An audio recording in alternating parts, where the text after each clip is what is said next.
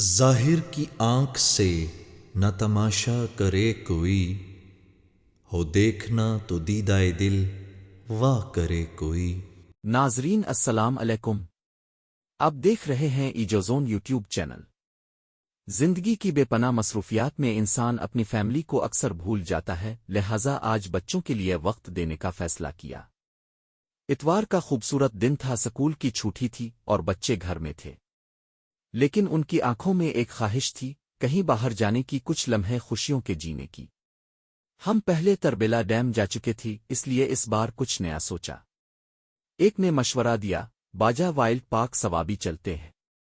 یہ سنتے ہی بچوں کے چہروں پر خوشی کی ایک لہر دوڑ گئی، اور بس ہم نے بھی فیصلہ کر لیا۔ لیکن یہ سفر صرف تفریح کے لیے نہیں تھا۔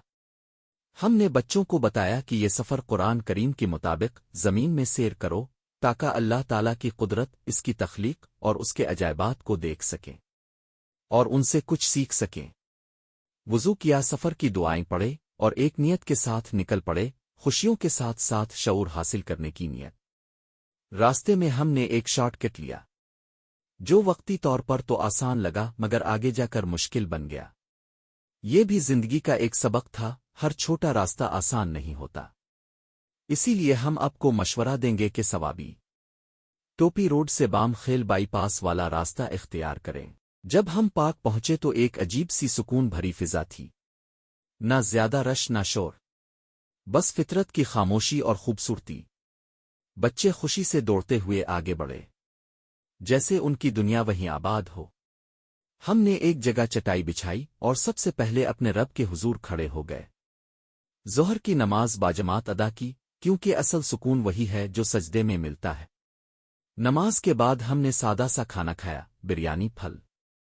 لیکن یقین کریں، اس دن وہی سادہ کھانا بھی کسی دعوت سے کم نہیں لگ رہا تھا، کیونکہ اس میں محبت شامل تھی، اپنائیت شامل تھی۔